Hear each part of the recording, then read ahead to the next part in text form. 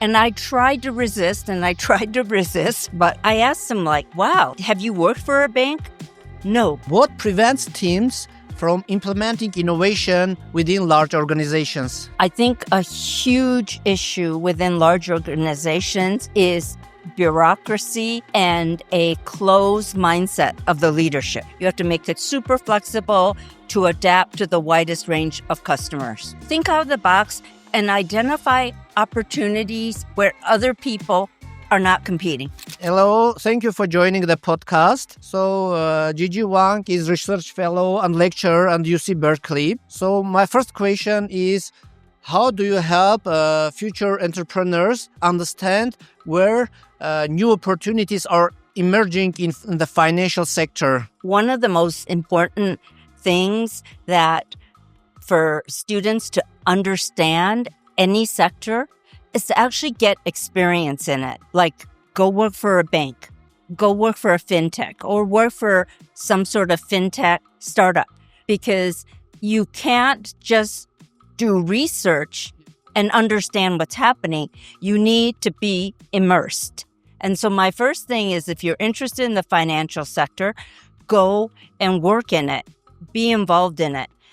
One of my students is very savvy about the financial sector, very savvy about how things work at a macro level. And I asked him, like, wow, have you worked for a bank? No, but guess what? His father works in the U.S. Department of Treasury.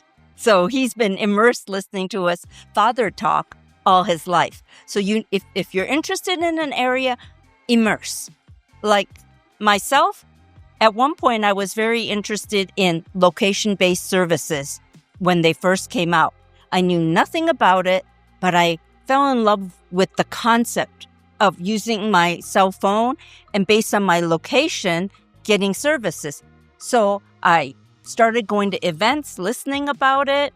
I picked up consulting engagements with location-based companies. I joined a industry alliance and put on events. And then the next thing I knew, I was getting asked to speak in Sweden. Yeah. And so immerse. And in your teaching practice at Berkeley, what prevents teams from implementing innovation within large organizations? I think a huge issue within large organizations is bureaucracy and a closed mindset of the leadership. And, several things about a closed mindset is in traditional organizations, which are very hierarchical, everyone looks to the bosses to give direction. They look to the bosses to tell them what to do. But many of the bosses are, getting older. They don't understand what's happening in the market, what's happening with the younger generation. They are not agile. They're not agile, and they don't know the technology. And so they don't understand the opportunities. But if young people are waiting for the leaders to tell them, they won't get it because they don't know.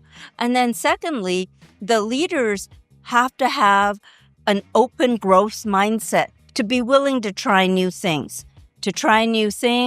And if they fail, it's okay.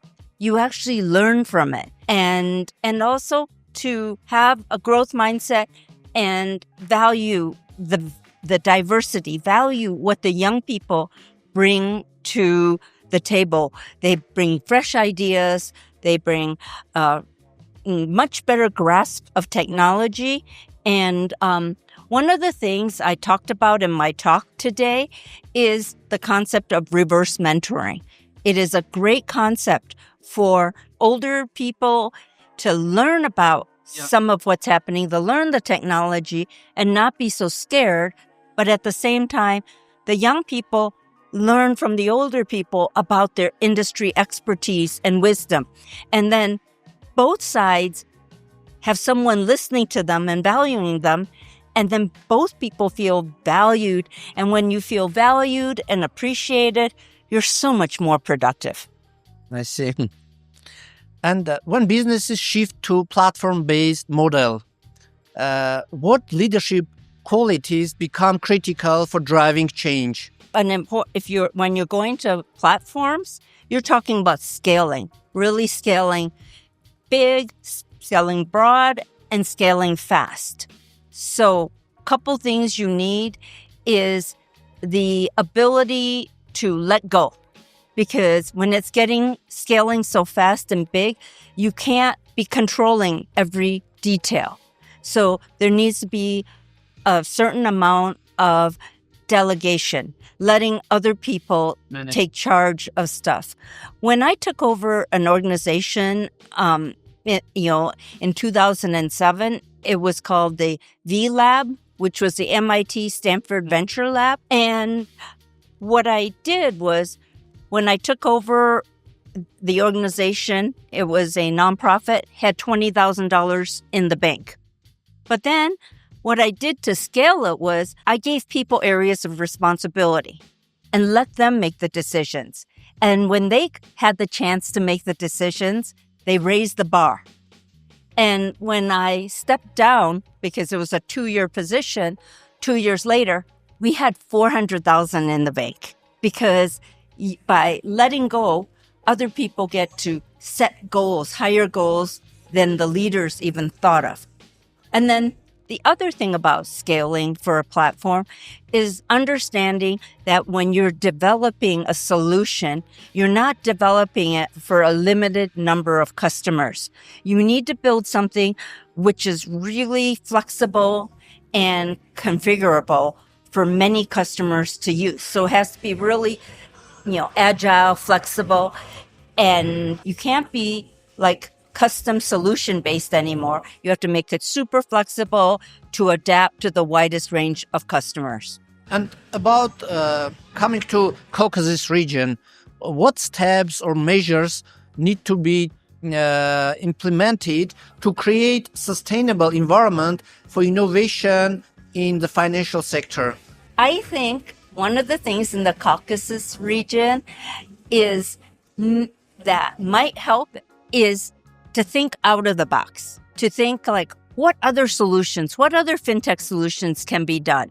What other products or what other functions that are needed in fintech can maybe be decoupled? And because it's the smaller organizations that can be more agile. And one of the things is I see like a lot of people going after the same area, right? Rather than finding some totally new area to work on. Blue ocean, Yeah, look at the blue ocean versus there's so many people right now going after payment solutions and payment gateways. But how many payment solutions does a customer need? Like in the US, it's kind of scary, but more and more people are getting on the Apple Pay platform. Yeah. And so as a result, since more than 50% of the people have Apple phones, it's so easy to do Apple Pay. And I tried to resist, but and then so there's not going to be that much space for payment solution providers. But there's so many other solution providers that you can do, interfaces to different industries, interfaces to, more customer personalization. There's opportunities. And so I would say, think out of the box and identify opportunities where other people are not competing. Thank you. That's all the questions we have prepared for you. Thank you for your time and for your insights. You're very welcome. It's been a pleasure. My first time.